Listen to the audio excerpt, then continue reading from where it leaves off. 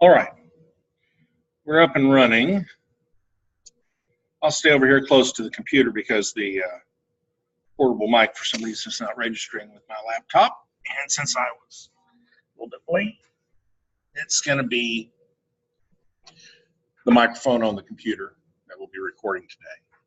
So today we're going to be talking about watchdog timers. And I wanted to start because it's going to be an important part of some of the stuff that I'm going to teach you. I think I mentioned last week when we talked about events, that events are very handy in particular for implementing watchdog timers. So it's basically a binary semaphore except times n. So you can have effectively, depending on multiple binary semaphores at each time by having an event. The way the event works is that, so assuming we have a 32-bit event, that's going to have a slot for binary semaphore for each one of the bits in that flag. And we talked about the AND mask and the OR mask, but I want to review in particular with the AND mask because that's what we're going to be using for a watchdog timer. I don't think we talked about error returns from an event code, but when you do an event, you depend on an event, you can give it a timeout, right? Okay. But you're looking for a particular match. So let's say we're doing an AND event. If all of the flags in that mask turn high, then we're going to come out with a return flag that looks exactly like our event. Okay? If, on the other hand, we time out, what we're going to get for a return code is going to be just the bits that have been set that were masked by that mask that we were looking for. So, for instance, here we're pinning on an AND mask of E, right, which would be 1, 1, 1 would be my mask. If I timed out, waiting for this last bit to get posted, if I timed out here, the return code from my pin would be 1010. That's within the mask, the E mask, but that bit has not been set yet when we return. Okay? So to see if you were successful as opposed to timed out, you look at the event code, if it matches your mask, then you were successful. If it doesn't match your mask, then you were unsuccessful.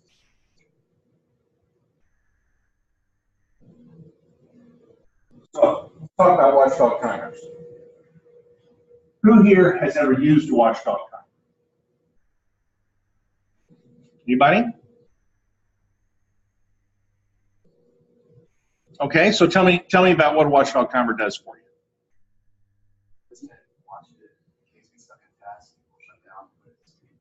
Okay, and how does it decide that?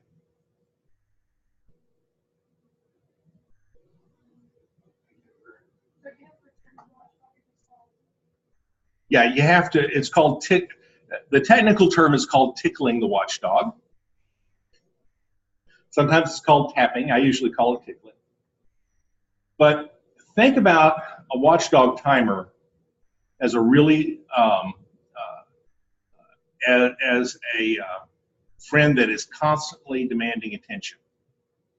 Okay, so the idea is if you've got this friend who is constantly demanding attention, if you ignore that person for long enough, they're going to say something to you, right?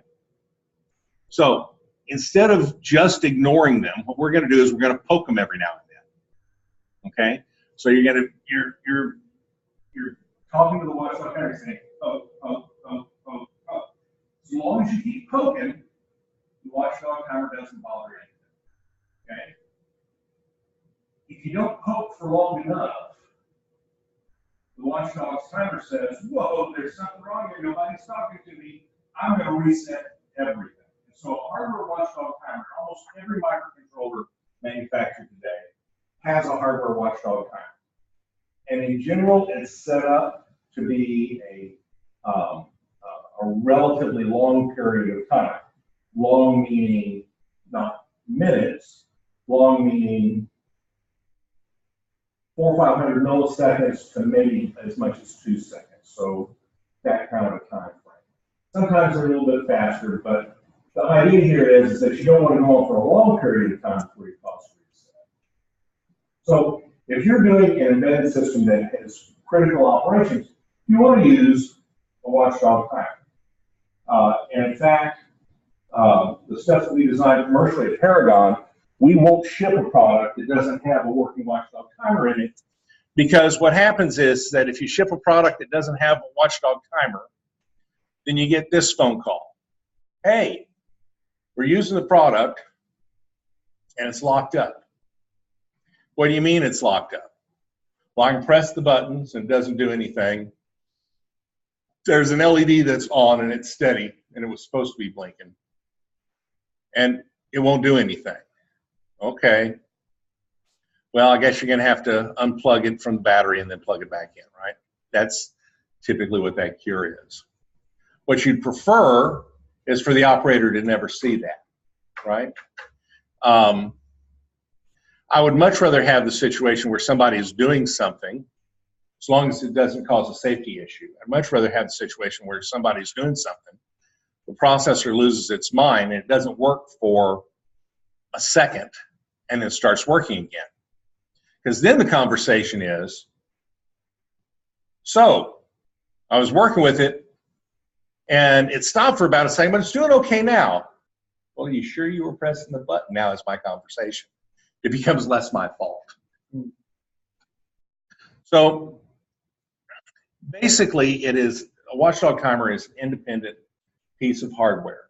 Back in the day, you know, telling you kind of when I was fish stories, back in the day, before we got the level of integration that we had on microcontrollers, we would actually implement hardware watchdog timers with flip-flops and a monostable multivibrator. If you don't know what a monostable multivibrator is, go look it up. But we'd use that and we'd actually create a piece of hardware that was a watchdog timer, and we'd toggle an I/O bit that would tickle the watchdog and keep it from expiring. And if it expired, it asserts a hardware reset, and we're resetting. So, like I said, it's based on tickles, and if the software fails to tickle, you're going to get shut down. Glad the cookies are popular. For those of you who are attending via Zoom, you're missing the cookies. Okay. So, do you need a watchdog timer? So I would argue that you always need a watchdog timer. Okay. One of the things that can happen, and it sounds rare, but it actually, you'll see it. It is one of those errors that will occur on an MSP432 relatively often when you're initializing, when you're starting to initially work up with code, and that is, you've got an interrupt that occurs, you've set it all up, but there's no handler for the interrupt. You forgot to set up the handler. You set up the handler, you turned on the interrupt before you actually gave it an address for the handler. It goes off into Never Never Land, and you don't know where it is. Well, a watchdog timer will at least cause the system to reset. Now, the bad news is that if you've shipped a product that has that, the odds are that it's never going to come on. But you know what? If it were coming on that way, if it wasn't a rare occasion that that happened, you probably wouldn't have shipped it. Undetected software bugs. That happens all the time, right? In fact, I would argue that almost any program has a bug, you just haven't found it yet, or you haven't seen the symptom. Particularly any non-trivial program is always going to have some sort of a bug. And if that bug has a relatively benign influence, great. But if it goes off and causes you to go off and do weird things, then you want to find it. In particular, when we're programming with in C, on our embedded systems, C or C++, a very common error is an uninitialized pointer, okay? And a lot of times, uninitialized pointers will work great for a long period of time, then all of a sudden, they will write a value out into what was at one point no place, but is now somewhere on the stack, and so it garfs up the stack, you do a return, and now you're executing code out in the weeds, and there's no telling what happens. So that's one way that you can have that sort of a problem. And I will tell you that it does happen. For those of you who ever get an opportunity to work on a spaceborne application, it happens moderately often in space. But it does happen here on planet Earth. Occasionally, a high-energy alpha particle comes wandering through your integrated circuit, and it will change a 1 to a 0. And you know what? Things are going to go off in the weeds when that happens. One of my favorite stories about needing a watchdog timer. What happened to my screen? One of my favorite stories about having to need a watchdog timer. I was doing a system that was offloading crude oil from oil tankers in Los Angeles Harbor. And we had just finished all of our testing for that system. It was really, it was really a cool system. And we were starting to button things up, all of the engineers and I. And this was back in the day when we used, for program storage, you didn't have flash. That hadn't been invented yet. We used what are called EPROMs, and an EPROM is a permanent storage that has a little window on it that if you hit it with UV light for 10 or 15 minutes, it will it'll take all the zeros, turn them to ones, and then you can program it again. So, and the way that we work with those is that you program it in, and then you take a paper label and you put it over the top of it that has what version of the code is in those EPROMs, and you're off to the races. Well, the engineer that was there with me decided that he wanted to take a picture of our computer before he left with the strobe flash on his camera. And as it turns out, EPROMs are sensitive not just to UV light, but if you get enough visible light on them, they won't erase, but what they will do is they'll turn every bit in the EPROM to a 1 for a couple of microseconds. And we were busily unloading tankers. And he took the picture. Thank God we had a watchdog timer, because otherwise we could have been dumping oil into Los Angeles Harbor. What in fact happened was that the watchdog timer hit. We had safety interlocks that caused all the I/O to go to safe values whenever the watchdog timer triggered, and it rebooted the system. But it surprised a lot of folks because it makes a lot of noise when you stop a 250 horsepower electric motor. If you're standing next to it, you have to go change your underwear. It's very loud and very unexpected. And so that's why you have a watchdog timer, right? So here's the problem with using a watchdog timer in a real-time kernel. Where do you put it, right? Because we've talked about one of the definitions of a real-time kernel is that every task is in effect a program unto itself, right? So if I have a task in the kernel that wakes up based on a timer tick to go toggle the watchdog timer,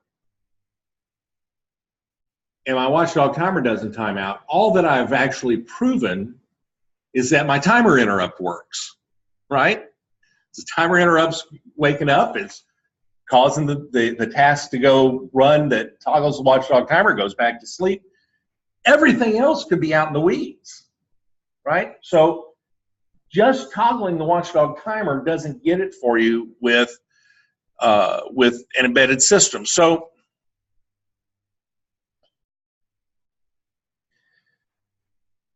what can you do? Well, with a kernel, First of all, we'll probably set the timeouts relatively long because we're a little bit more lazy when we write a kernel, in that it's okay if a task waits for a long time, right? So if you're writing all your code in line, in a super loop, you go off and you wait for a long period of time for something to happen, then other things can't happen, right? So you're generally not doing that. You're generally finding ways to get through your loop relatively quickly. But with a real-time kernel, if I have something that has to go off and wait for a couple of seconds for something to happen, it's like no big deal, right? That's just a task sitting over there. It's waiting for whatever it needs, and it's going to wake up when it's time, and that's okay. That's why we have the kernel there. So typically, we're going to have a little bit longer timeouts with a real-time kernel. And there's a likelihood that if only one task is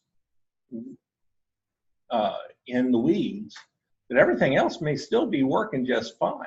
Maybe just this one task. So we can do some more sane things other than a hardware reset when we have a real-time kernel and we're implementing Watchdog timers. But how do you do that? So I'm going to show you two different ways that we can implement, and I'm going to call this a health task. Okay.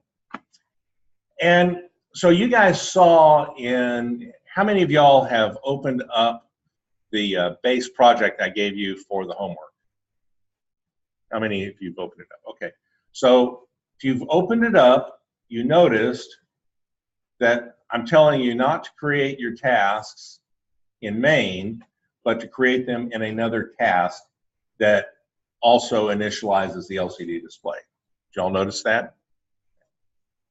So if we're going to use a health task in an RTOS system, we're going to use the same basic principle, because now what I've got is that I'm going to create this task, and its sole job is to determine whether or not everything running in my kernel is sane.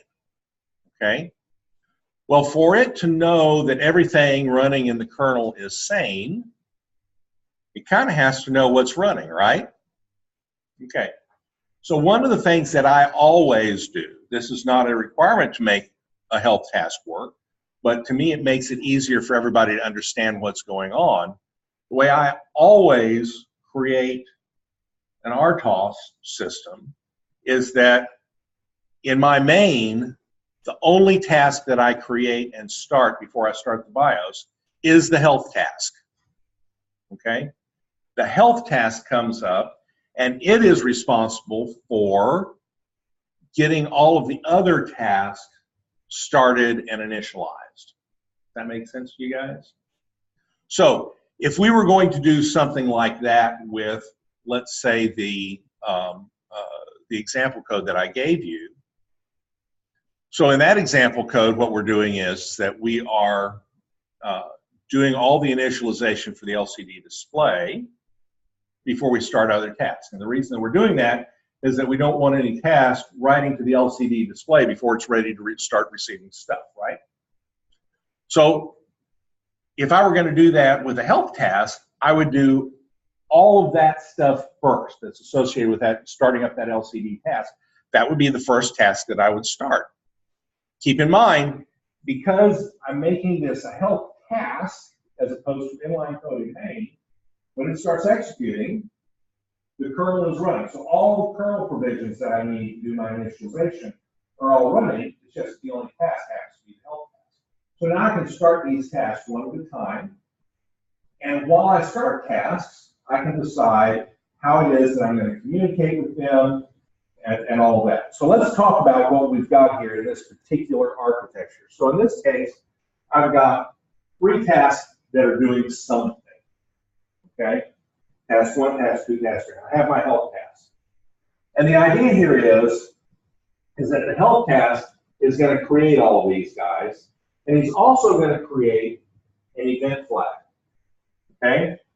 And he's going to assign 1 bit of the event flag to each one of these tasks. So task 1 is going to be bit 0. Task 2 is going to be bit 1. task 3 is going to be bit 2. Okay? So the idea here, and the help task, he's in charge of toggling watchdog timer. So the help task is going to sit there, and he's going to be looking for these event posts. Each one of these tasks, the way it tickles the watchdog timer, is that it does a post to its event. So task 1 is going to do a post to event bit 0. Task 2 is going to post to event bit 1. Task 3 is going to post to event bit 2. Does that make sense? Everybody follow? Okay. The watchdog timer, or the health task, is then going to toggle the watchdog timer at whatever period the watchdog timer needs to be toggled. But if he doesn't get tickled by all of the tasks within that period of time, what he's going to do is that he's going to trigger the watchdog timer. Now, it turns out, architecturally, it's kind of a sloppy mess if I want to let one of these guys go for much longer than whatever I've set my watchdog timer. So let's say I've set a 1 second watchdog timer. Without making my code in the help task very messy, that means that I'm going to require that each one of these guys has to check in more than once a second. That's just going to be a requirement for this particular architecture. So this is pseudocode. This is not C. These are not actual function calls. This is pseudocode trying to explain to you the logic of what's going on. So my help task. I start off by disabling the watchdog timer. Very important, because if it takes you longer to get everything set up and running than the watchdog timer timeout, you'll never get booted, right? So we're going to disable the watchdog timer first. Then I'm going to create the instance of my event, so my event flag. Okay? Then I'm going to go through this loop, and I'm assuming that I have an array that is somehow got information about tasks. So it may be that that array is an array of pointers to functions, and each one of those functions initializes a particular task. But all of my tasks are somehow put in this array called task list. Okay? So what I'm going to do is that the first task that I create, so it's going to be the ith task, okay? I'm going to pass it. In this case, it's going to start with 0. And I'm going to pass it 1 shifted to the left, the number of bits. So, right, so now if we do this, if I is 0, then there's a 1 in the 0 bit. If I is a 1, shifts over 1, so it's in the 1 bit. If it's 2, it's in the 2 bit, right? Get that? So now we've got the flag that we're looking for. And so when I create that task, he knows how he's initializing. He has a pointer to the event instance, so he knows what event he's posting to, and he knows what his flag is. Okay, so we're gonna create all of those tasks, and then in my event mask, I'm gonna put whatever that is that I just passed over there. I'm gonna OR that into my event mask, and so what this lets me do is that I don't have to think about now. At the time that I'm putting tasks in this task list, I don't have to think about in 5 different places how many tasks I've got, what that mask is going to look like, and all that stuff. I'm self-computing it, which is really nice, because if I want to add in a task during debug, or I'm incrementally adding tasks as I get different things working, I don't have to think about it. The help task knows. I go up to that array, I pop it in, I'm off to the races. And then the rest of this help task, once he gets everything initialized, all the tasks started, he's going to sit over here in this while one loop.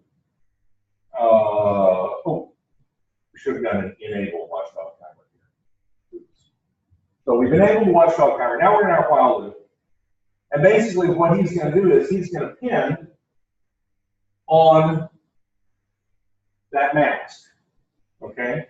He's going to pin on my event mask. Okay?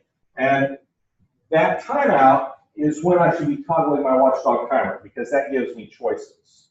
Okay? So what happens is that If I haven't got, regardless, I'm going to fall out of this pin. It'll either be on a timeout or it'll be because everybody's checked in. If it's because everybody's checked in, then we just tickle the watchdog timer. If everybody hasn't checked in, then what I'm doing now is I'm just going to go into a while one loop until the watchdog timer times out. Okay? Now, I didn't have to do a while one. Okay? The other thing that I could have done is I could have looked, we'll talk about this in a little bit when we talk about alternatives, I could have looked to see what task didn't return. But here's what's cool about this, okay? Now when your watchdog timer fails, you have a watchdog timer time out on you while you are emulating the hardware watchdog timer. It resets the processor. How do you figure out who didn't toggle the watchdog timer? Because the processor's been reset when that happens, right? That's a problem. But here, I can put a breakpoint right here. I can stop and I can say, task 2 didn't toggle. Task 2 is my problem. Now I know where to go look. Okay. So here is a slightly different, actually it's a significantly different architecture. And what this does is that this basically allows every task to have their own watchdog timer timeout. So if I have one task that I want to time out, if it doesn't answer in for 1 second, I can do that. If I have another task that, hey, you know what, if it's within 24 hours, we're good, I can have that as well. Because what I've done is, architecturally, this is a global variable, okay? And it's a counter. And here's how the counter works. When a task is running, he writes what he wants his timeout to be into that value. That's all he does. He writes his value. Okay? 300 ticks, 500 ticks, 1,000 ticks, 200,000 ticks, 1,000,000 ticks, whatever, however many ticks we want. And tick, of course, is defined by this health task and a timer in there. So what happens is that every time the health task wakes up, it goes off, it knows where these counters are, it decrements each one of those counters. And if one of them gets to 0, then it says, oops, we have a timeout now. And he does whatever he's going to do to deal with the timeout. So one of the things that we have to do, so you guys remember mutexes, right? I might want that to be a 32-bit value. A 32-bit value could be something that I can't write in a single cycle. So you don't want to be decrementing at the same time you're writing to it. So you use a mutex to say, when I'm writing to this value, when I set it a timer, I do the mutex so that until the mutex is ready, the health task can't decrement it, right? When the health task gets ready to decrement it, it prevents during that decrement this guy from running out the new value. Okay, so this is kind of a shell game, right? I got this number over here that the health task is decrementing. It's counting out 5, 4, 3, 2, 1, right? The task that's using that is his watchdog is he's saying, okay, I'm going to put a 10 in there.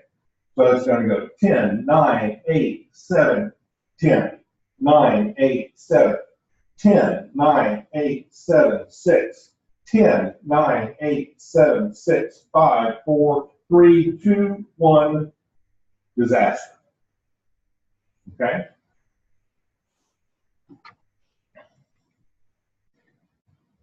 And again, it's pretty easy to do this. Okay, so in this case, I've got an array of watchdog timer counters here.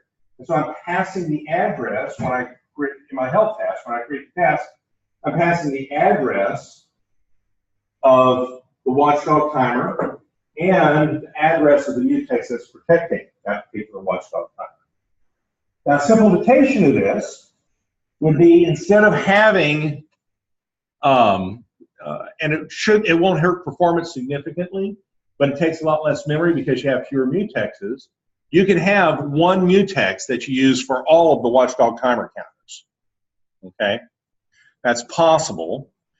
The difference would be in the way that you implement down here, and I'll show you how to do that. It'll actually be exactly the way I wrote this code. Yeah. So in this case, after we've initialized it, we sleep for whatever we're calling our tick time. We go through the array, and each time we go through and we get ready to decrement it, we take the handle so that we pull the mutex. We check to see if it's 0. Okay? If that counter is 0, then we know we're done. Right? We've timed out. If it's not 0, then we decrement it. And then we return the mutex. Okay? So during this time, nobody can mess with watchdog time. Okay? One of the nice things about doing it this way is that if I were to do this with a single mutex, I can still do the mutex here, the mutex there, and if I've got a task that needs to go in real quickly and reset his watchdog timer, he doesn't have to wait for the help task to decrement everybody. He can just do it in between decrements. In the task, what you're doing is you take the mutex, you update the counter, and then you return the mutex. That's all there is to it. Any questions on how you'd architect this? So one of the things that you're going to be required to do, it's important that you understand when we come up with what we're going to do for our final task or our final program that we're going to be implementing at the end of the semester, one of the things that you're going to be required to have is a health task. Okay? And I'm going to ask you to prove that your health task works. That'll be part of the specifications. Okay. Let's talk about some of the things that we can do. Well, first of all, why would it not report in? So we have a pointer problem or a stack overflow that can trash the stack, and that can keep somebody from checking in, right? It's possible, it's not very likely, but it's possible that everything else will continue running, right? It's possible that only one task gets trashed and that doesn't go off and corrupt all the other tasks. It's possible. I've seen it happen before, but it's unlikely.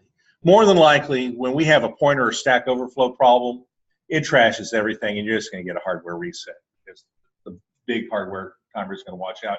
Your health task isn't going to catch that. So we talked about deadlock a few weeks ago. Y'all remember deadlock? Okay. So deadlock is certainly something that you catch in a watchdog timer situation. So you got two tasks that are never going to return from a pin because they're pending on similar resources. Okay.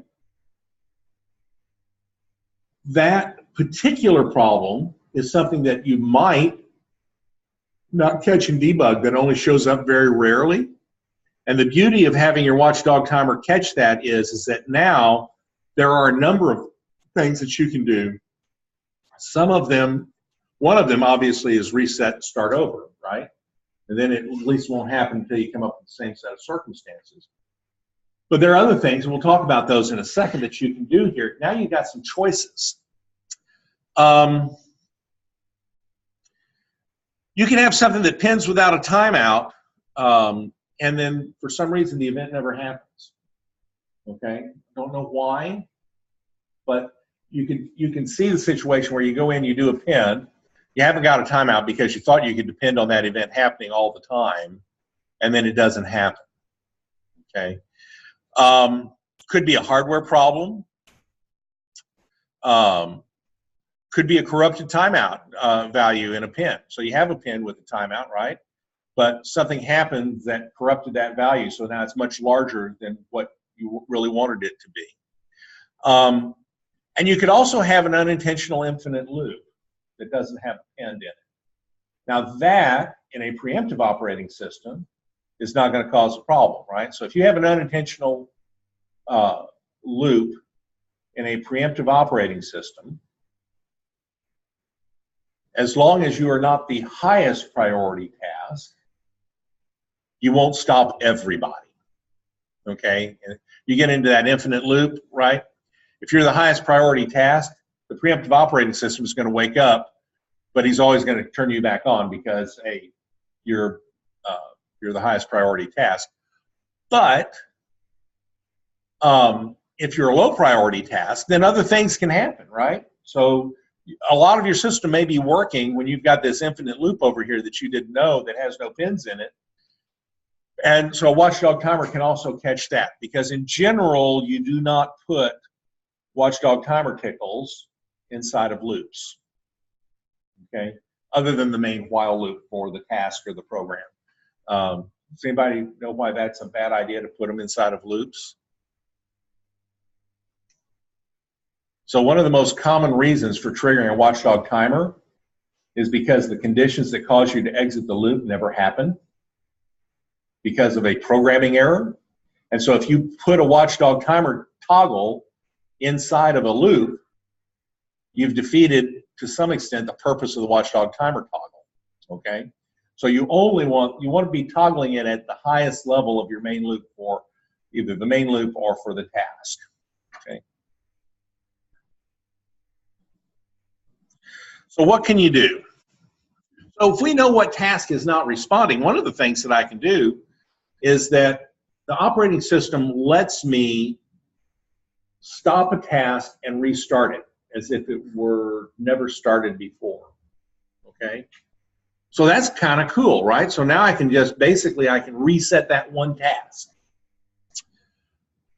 But what if that task had checked out a mutex, or and so now this mutex is checked out, or he posted to a semaphore, and now it's set, and there's nobody to reset it.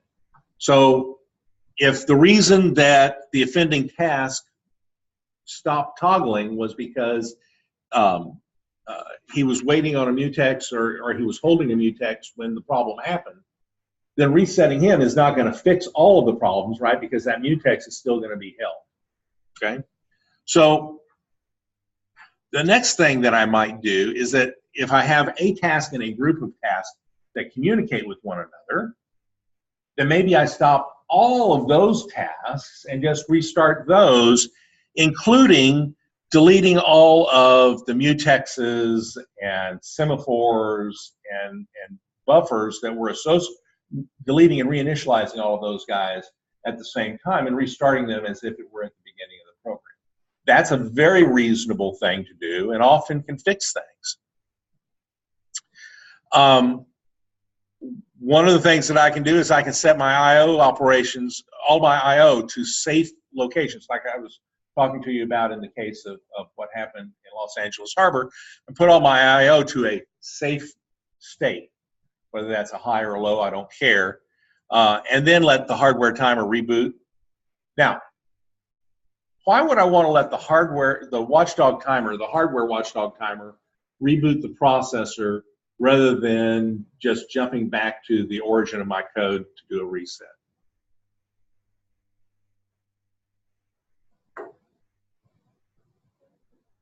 Anybody want to guess? So when you go looking at, a lot of you guys probably have not read the data sheet, all 100,000 pages of the data sheets in great gross detail, right? But one of the things that is an absolute truth that is in any microprocessor data sheet is that there will be a list of initial values for all of the registers that control the hardware peripherals that are part of that microprocessor. What do you think happens if your initialization code comes up and the hardware isn't in the state that you assumed even though you may not have known that you assumed it because you didn't read the data sheet. What do you think happens when you go back and you try to initialize things, but it's not in the state where you thought it was? It breaks it more, right? So one of the beauties of letting the watchdog timer go is that that's the same as pressing the reset button or coming up from a power on fail, which is different than just starting main over again. Okay. The other thing is that you need to make sure you can't jump to the beginning of main. You actually, if you were going to do that in software, you actually have to jump to the beginning of initc, because initc is where all of your constants and global variables get initialized to whatever value they're going to start off with when you start your program, which all of your code made the assumption that everything was in the correct initial state. And the other thing that you can do is not set the I/O operations and just let the watchdog timer expire. That's the sledgehammer approach. That is the least graceful. Well, it's also not grateful, but I meant to say the least graceful method of handling a watchdog timer, but it certainly can be one way to do it. Okay. Cool. All right, so that is what I had to talk about. Oh, no, I guess it's not. What did I want to say there? So one of the things that you can do, I talked about setting a breakpoint where you do the while one loop. Okay. The other thing that you can do, if you think something might be working when a watchdog timer fails, you might want to put something into a log in EEPROM that says, hey, we had this watchdog timer failure, particularly if you're doing something to recover. You know, you're trying to restart a task, log it somewhere in non-volatile memory so that when things start going haywire, you can go look at the log and you can say, huh, why is that there? And you may be able to find what's going on. At the very least, you can blink an LED pattern, right? You might have enough working that you can send something out to serial port. You might just toggle something on one I/O bit so that you can see it with the Salier that you hit it, right? That could, you throw a Salier on it and look at some of your other I/Os, and now you at least know what kind of the I/O conditions were when you hit that watchdog timer. Does everybody know what I'm talking about when I say Salier? Raise your hand if you've heard about such a thing. Okay. So I'm going to show you mine. I don't go anywhere without mine. Okay.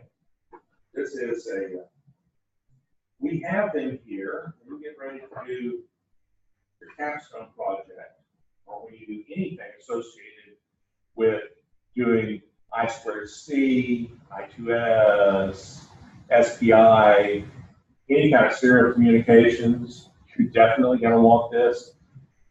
Here's what this is. This is, that is a Salier, and you have, it connects into your PC. You have a bunch of wires that you can use to connect it to your project that you're working on. Here's what it does. It monitors, think of this as a 16-channel oscilloscope with a data analyzer. So if you have I2C serial coming out of one of your bits, or two of your bits, you got a clock and a data, you tell this guy in the PC software, hey, that's I2C data, it will tell you what it is. It finds all the stop bits, all the start bits, it shows you everything.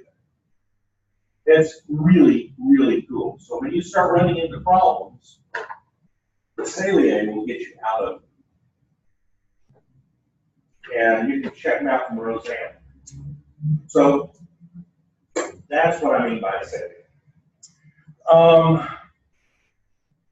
Okay, any questions? So we've got a couple of minutes before we're officially over. Were there any problems on that first test that we did that you guys had questions that you thought were trick questions, or that you didn't understand, or you didn't understand the results after you took the test? Anything? You're all going to get 100 the next time I give that quiz, right? So pretty much everything that was on that quiz and the one that we're going to give in a week or two here is going to be on the exam, the final exam. Yeah. Was there a way to get back which question? I think if you just go back and look at it, it'll tell you. Yeah. Yeah, I think it'll tell you what you got wrong. And also, if there's anything that, on this one, since it's all multiple choice, I didn't make any comments. But if there's anything where I make comments, you can look at that in the grading as well. In terms of writing the code using the RTOS at this point, any questions or problems? Okay. Well, in that case, we're done for the day. We'll keep in mind that graphic program, due date's coming up on it. Okay? And do the coding. Pay attention to the coding standards, guys. Go back and read them and pay attention. For 5 minutes, there are half a dozen of you guys who, for 5 minutes, invested in going in and putting your braces in the right places. You could have gotten an extra 5 points on your homework, okay? It's free money. Take it. You had a question? There was an example program we did as we set up the board where we got the values from the joystick and displayed on the screen. Similar. Is it going to be that example for when we're doing it in this homework? So in terms of displaying stuff, you can certainly make the calls for, you know, how do you write a character to the screen, that sort of stuff, exactly the same. As far as that one, you used to interrupt and handle the getting values from that. Yeah. So in this case, you would have an you're going to have, I forget how I defined it. Was it every second or so? Yeah. So you're going to have a task that is going to activate that often on that timer tick, basically. But that'll be a task, and then that task will read the values and display. Anything else? Cool. Well, you guys have a great day.